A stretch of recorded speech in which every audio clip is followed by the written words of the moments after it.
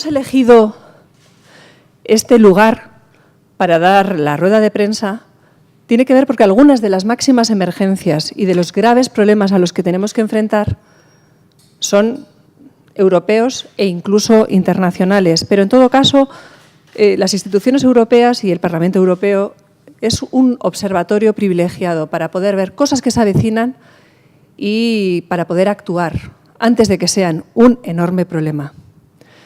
En el caso de la crisis de los refugiados sirios y de otros lugares del mundo que huyen de la guerra y de la posibilidad cierta de ser asesinados o ser esclavizados, desde el punto de vista moral o desde el punto de vista físico, lo que nos encontramos es que el Parlamento Europeo ha venido avisando desde hace meses de lo que venía. Incluso la Comisión más tímidamente ha ido avisando de que hacía falta mecanismos distintos a los que se estaban aplicando o los que se pensaban aplicar. Y el Consejo ha frenado un análisis realista y objetivo de los problemas que ahora se nos han echado encima y tenemos que reaccionar de una manera improvisada. El Parlamento alertó con muchísima anticipación de esto. La Comisión fue tímida, pero intentó mecanismos vinculantes. Y el Consejo ha frenado el utilizar de forma muchísimo más planificada todos los instrumentos que existen en los distintos gobiernos. Es cierto, y ustedes lo saben muy bien, que después los gobiernos echan la culpa a las instituciones europeas. O sea, los gobiernos echan la culpa al Consejo cuando los gobiernos forman parte del Consejo.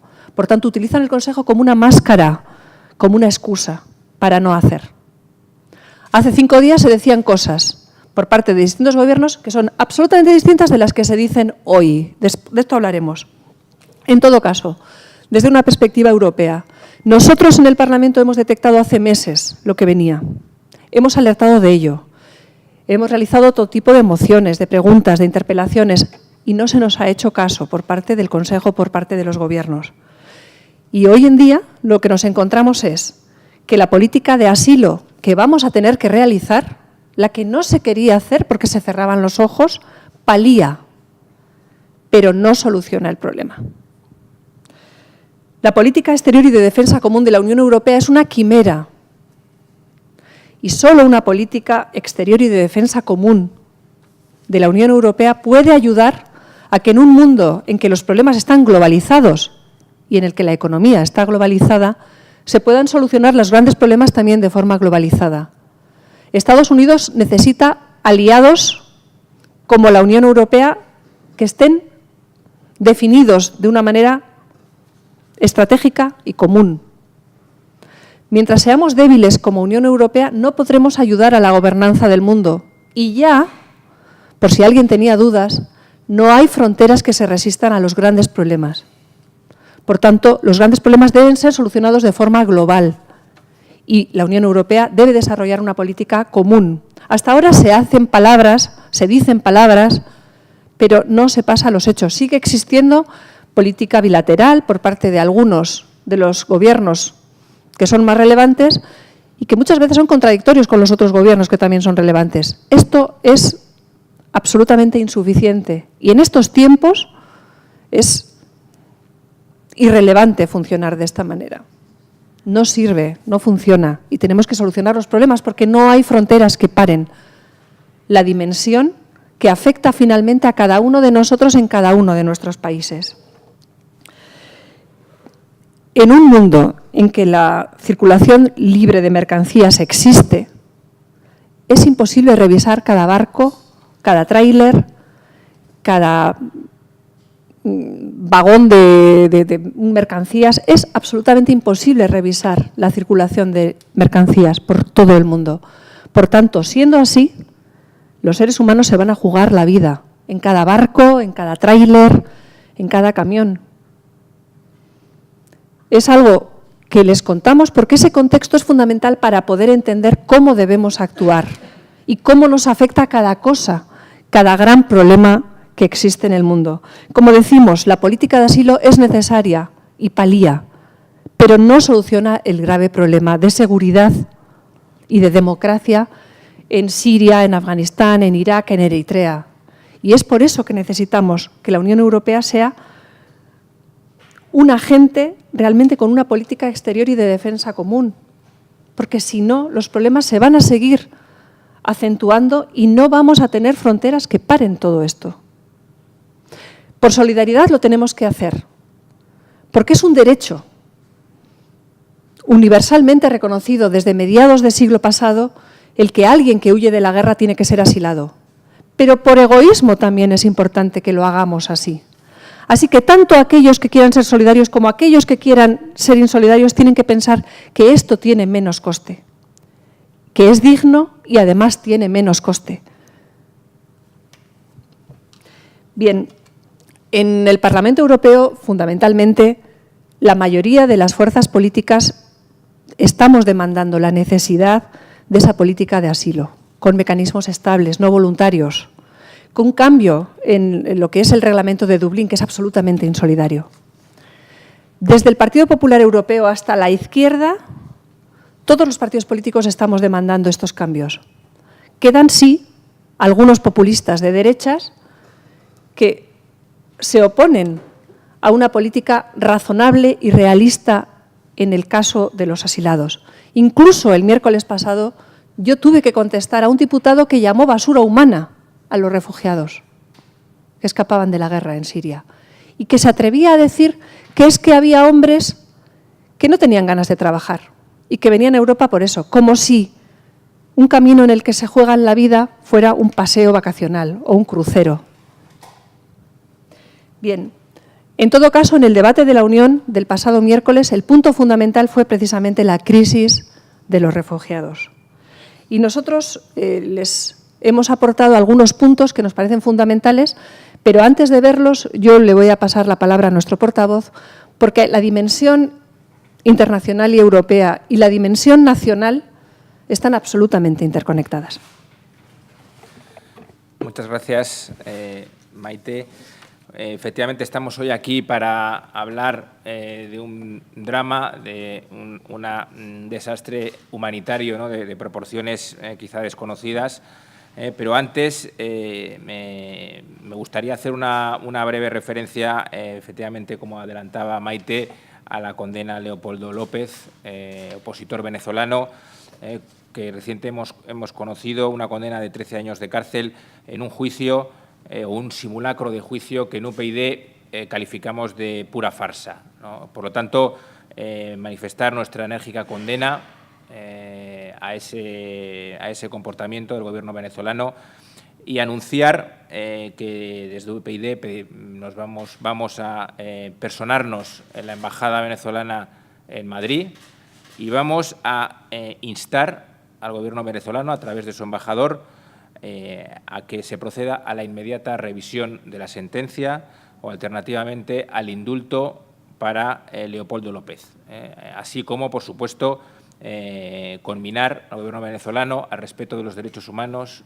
de las garantías elementales desde el punto de vista procesal y, por supuesto, al respeto de la democracia, con la inmediata supresión de los juicios de índole político.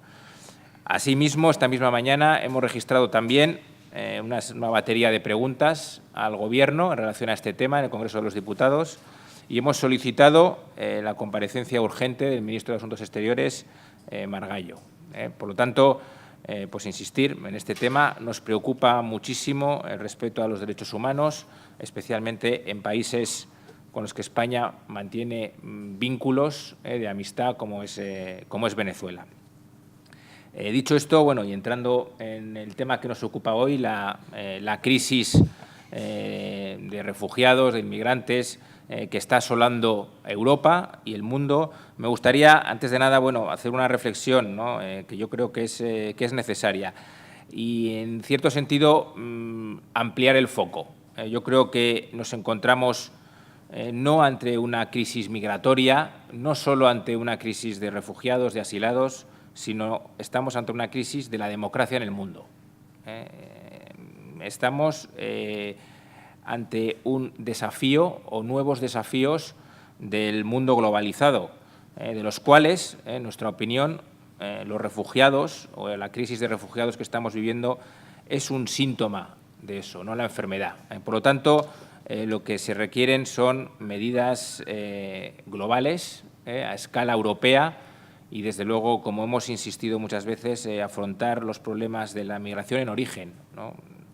Dicho esto, y desde un punto de vista, un plano nacional, constatamos pues, el comportamiento, una vez más, en un tema tan importante como este, errático del Gobierno. Hace 5 días no iban a venir refugiados, España no iba a acoger refugiados, hoy parece que sí. Ayer dicen una cosa, al día siguiente dicen la contraria. Por lo tanto, desde este mismo momento y ante la preocupación que nos suscita este comportamiento pues absolutamente errático, como digo, exigimos al Gobierno, para empezar, el nombramiento de un responsable político y un responsable técnico de la acogida de estos refugiados. Esperamos que, como suele pasar en estas ocasiones, el presidente del Gobierno y el Gobierno en su conjunto no se esconda detrás de comisiones. Y, por lo tanto, exigimos también, y esperamos que esta misma mañana, en la rueda de ministros, en la comparecencia de la reunión del Consejo de Ministros, se acuerden medidas urgentes y reales en relación a la tramitación de los expedientes, con cambios normativos, y que no pase, como suele ocurrir en tantas ocasiones, que detrás de las buenas palabras se esconda una voluntad pues de realmente no atender a esta gente o no atenderlas en las condiciones debidas, con respeto mínimo a los derechos humanos. Pedimos también que se explique en qué condiciones se va a acoger a estos refugiados, cuánto tiempo van a estar en España y, por lo tanto, detalles de todo el proceso, no solo administrativo, sino también humanitario. Y, por lo tanto, instamos nuevamente al presidente del Gobierno a que comparezca y dé explicaciones en el Congreso de los Diputados. Ya solicitamos la comparecencia del Ministerio de Interior, del Ministerio de Exteriores, pero hoy volvemos a exigir al presidente del Gobierno que comparezca, que dé explicaciones y que demuestre que de verdad hay una voluntad de abordar este problema y que, en última instancia, no va a ser Cáritas o organizaciones humanitarias las que se tengan que hacer cargo de esta gente, estos desplazados, que tienen problemas básicos de supervivencia. Por lo tanto, pues eso es lo que hoy exigimos al Gobierno, sin perjuicio, por supuesto, de nuestras propuestas, las propuestas de UPyD en materia de inmigración, que ya presentamos hace una semana, en las cuales hoy no vamos a insistir, porque creemos que lo urgente es, como digo, crear este sistema de emergencia para toda la avalancha de refugiados que previsiblemente llegarán estos próximos días o semanas a España. Sí, por complementar lo que ha dicho nuestro portavoz, debemos entender que en este momento la opinión pública ha puesto el foco sobre esta situación y lo que tenemos es que estar perfectamente dispuestos a controlar que en los próximos días, cuando el foco de la opinión pública vaya apagándose, no se apague también la voluntad política de actuación correcta con respecto a los refugiados. Que en los trámites burocráticos y administrativos de gestión de los expedientes no se pierdan la posibilidad de que estas personas sean acogidas o muchas de ellas sean acogidas. Lo que no podemos aceptar es que haya, digamos, un cumplo y miento. Esto es, que nos pasemos meses para resolver los expedientes y que finalmente, cuando ya la opinión pública no esté mirando, se resuelvan mal y que tengan que ser al final instancias no suficientemente apoyadas quienes se tengan que hacer cargo de las grandes necesidades. Queremos que no haya chapuzas, queremos que se haga planificadamente, que se dé cuentas. Y si es así, nosotros, desde luego, apoyaremos en una cuestión de Estado como es esta. De Estado y de humanidad. Desde el punto de vista concreto, necesitamos saber si va a haber cambios normativos, porque los expedientes deben tramitarse de una forma urgente y extraordinaria. Lo que no podemos esperar es que se haga como se va a hacer en Estados Unidos, que es una vergüenza. Porque en un país de 300 millones de habitantes se dice que va a haber 10.000 personas que van a ser acogidas desde Siria. Y parece una broma. porque además se dice que van a tardar por lo menos 5 meses, porque los expedientes se van a tramitar como habitualmente se tramitan por parte de Estados Unidos. Eso no es reaccionar, eso es simplemente intentar aliviar su propia opinión pública, aliviar las conciencias. Nosotros no queremos que eso pase en el caso de España.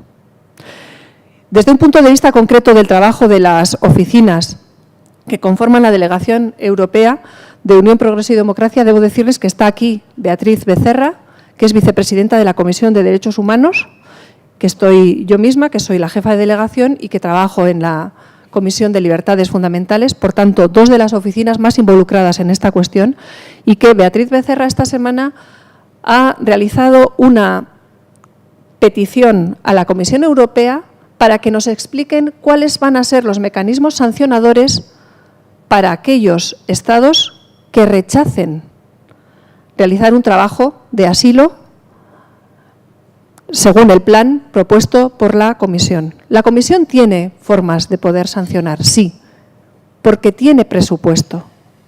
Tiene un presupuesto del cual puede deducir una parte sancionadora, digamos, como forma disuasoria de que los Estados no tomen cartas en el asunto de su propia responsabilidad y de la cuota de solidaridad que deben asumir. Creo que son 30 diputados, si no me equivoco, y si no, 40 diputados han confirmado esta carta que ha liderado Beatriz Becerra en el Parlamento Europeo. Porque consideramos que es muy importante el que hayamos llegado a esta forma de evaluación y de que tenemos que hacer frente a esta situación. Pero tenemos que ser exigentes y coherentes. Lo que no puede ser es que haya palabras y que cuando la opinión pública desplace el foco, se vaya diluyendo la responsabilidad. Por tanto, vamos a estar vigilantes, nosotros desde un lugar que es privilegiado como el Parlamento Europeo. Por lo demás, en las propuestas que les hemos aportado, algunas de ellas ya las he desarrollado, y fundamentalmente hablan de que haya un mecanismo permanente de reubicación, que sea vinculante, que no sea voluntario, porque si no, finalmente hay voluntarismo y se hace la mitad de lo que se dice, que se modifique el reglamento de Dublín, como les he dicho, y que haya margen presupuestario. Por tanto, que hablemos en serio, que se apliquen presupuestos. Y por lo demás, bueno, en cosas concretas ya hay detalles como que la cooperación con terceros países se haga en países que esté garantizado que los derechos humanos fundamentales se aborden de una manera correcta con los refugiados potenciales y el cambio del mandato de Frontex. Porque en este momento no es una agencia realmente europea, no tiene equipo y material propio, no puede realizar operaciones de rescate, solamente de control y de protección de fronteras, no es una auténtica policía para las fronteras de Schengen y necesita multiplicar por 10 su presupuesto. Porque sin presupuesto no hay recursos humanos para poder desarrollar las cuestiones. Y es por eso también que queremos saber y queremos que el presidente del Gobierno nos diga cuánta gente va a contratar para poder tramitar los expedientes, porque los expedientes no se tramitan solos. Y, bueno, también el último punto que nosotros aportamos es el de invertir en protocolos de buenas prácticas. Todos nosotros tenemos que aprender de aquellos que tienen más experiencia y aplicar protocolos rápidos y sencillos para no cometer errores por muy buena voluntad que podamos tener. Hace falta buena voluntad y ciencia. Y esto es fundamentalmente lo que queríamos comentar sobre esta cuestión en la que creemos que todos tenemos que arrimar el hombro. Nosotros, como oposición, podemos controlar y proponer. Otros tienen que ejecutar.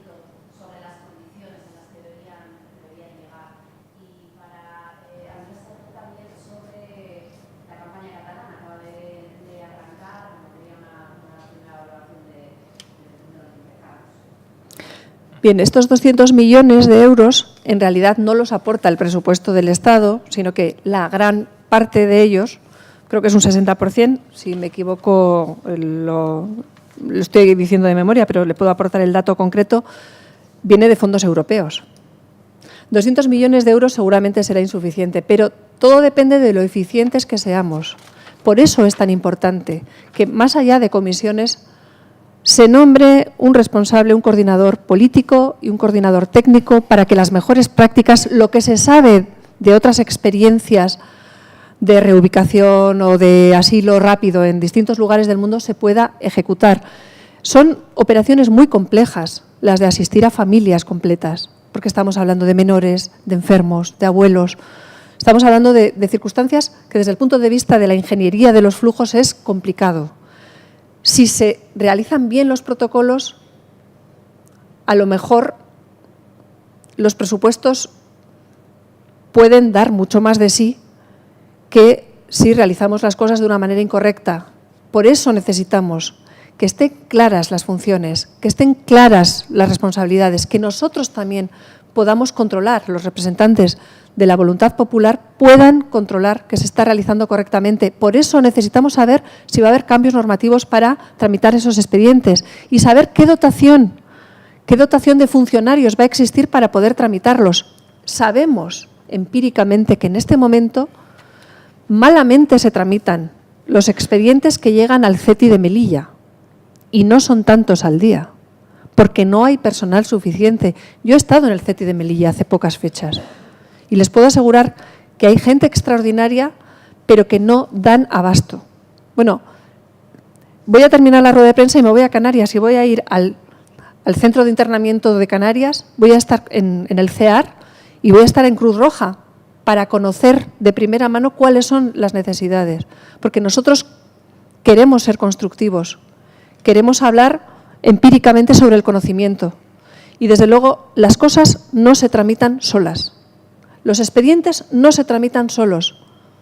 La coordinación con entidades no gubernamentales necesita claridad, porque lo que no podemos hacer es cargarles a ellos de funciones en las que no les estemos dotando suficientemente. Necesitamos saber todo esto para ayudar a que se mejore. 200 millones no sabemos si va a ser suficiente, pero les puedo asegurar que de esos 200 millones la mayor parte viene de fondos europeos y eso no se ha dicho. ¿Cuándo se podrá acoger a los emigrantes, a los refugiados que necesitan urgentemente llegar? Pues esto es algo de lo que nos tiene que hablar el presidente de Gobierno. Y por eso es tan importante saber si va a haber reformas normativas para una gestión extraordinariamente urgente de estos expedientes, para que no pase lo de Estados Unidos, que dicen una cosa que ya se verá si luego van o no van. Sí, bueno, y respecto a las elecciones catalanas, efectivamente, hoy arranca una campaña en Cataluña con una amenaza de secesión o declaración unilateral de independencia y, por lo tanto, con una amenaza al Estado de Derecho, ¿no? Un golpe de Estado, una amenaza de golpe de Estado por parte del actual presidente de la Generalitat.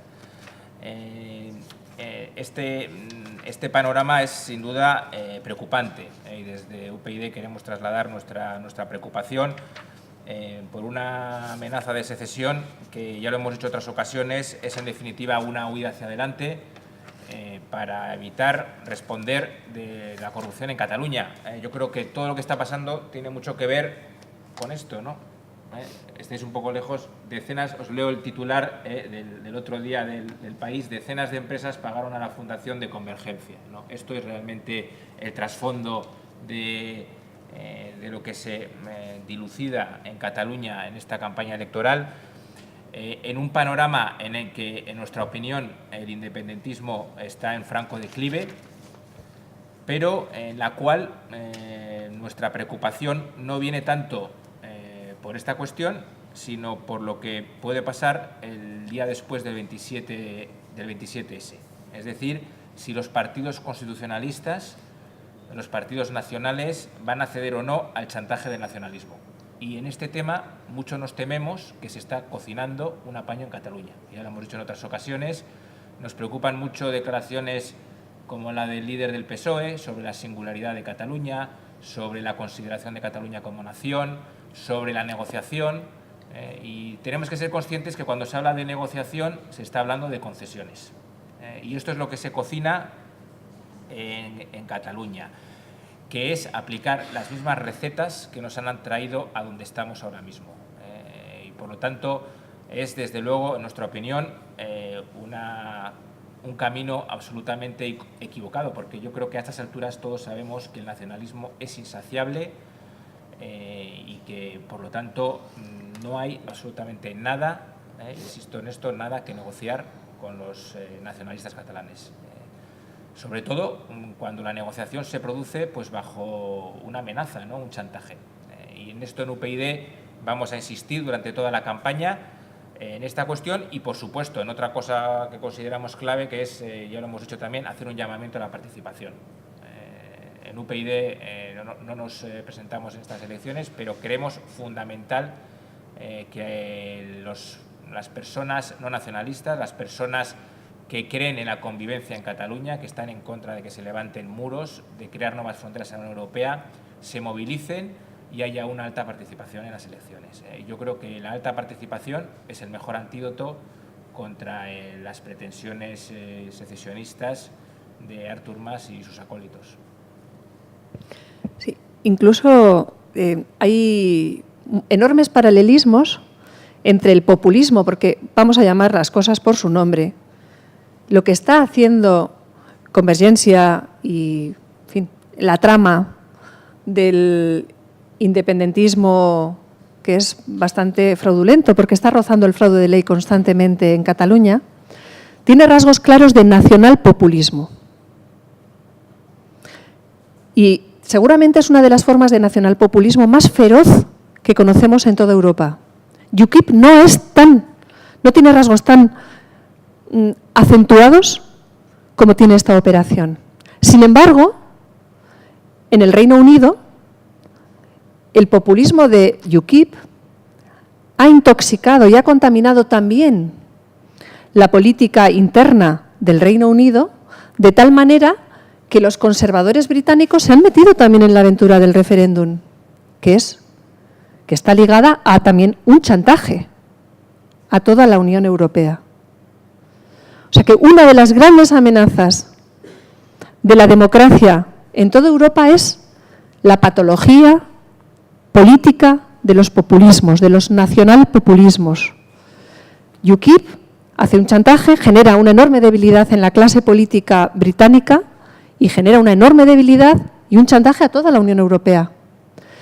Nosotros, desde un punto de vista nacional, llevamos décadas bajo la patología del populismo, al que no hemos llamado como tal, porque tanto el nacionalismo vasco, una parte de él, como el nacionalismo catalán tienen rasgos cada vez más claros de populismo y no somos conscientes del daño que nos está haciendo. No somos suficientemente conscientes de que no es solo una opción legítima, que es la del independentismo, sino que tiene una forma patológica, que es la del populismo.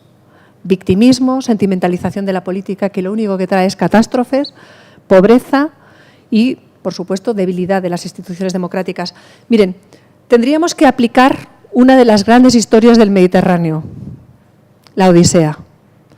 Nos vamos a encontrar tanto en España después de las elecciones como en Europa durante el periodo anterior al referéndum y después, con los chantajes de las sirenas que nos van a decir que tenemos que ceder, que tenemos que conceder privilegios, que tenemos que debilitar tanto Europa como en este caso España. Si lo hacemos estamos perdidos, porque yo no sé si conocen el mito de Ulises. Ulises hizo que lo ataran al mástil del barco y que los marineros se taparan con cera los oídos, porque las sirenas hechizaban, seducían a los marineros y después los devoraban. La Unión Europea, con el problema del populismo que genera esa debilidad en Cameron y ese referéndum y la amenaza y la petición de chantaje de privilegios para Gran Bretaña, es uno de los grandes problemas para la Unión Europea del futuro.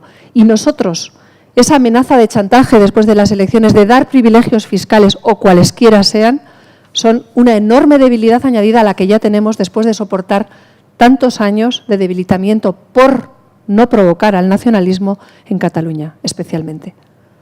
Así que tiene rasgos de populismo claros y la opinión pública debe conocer que esto es así.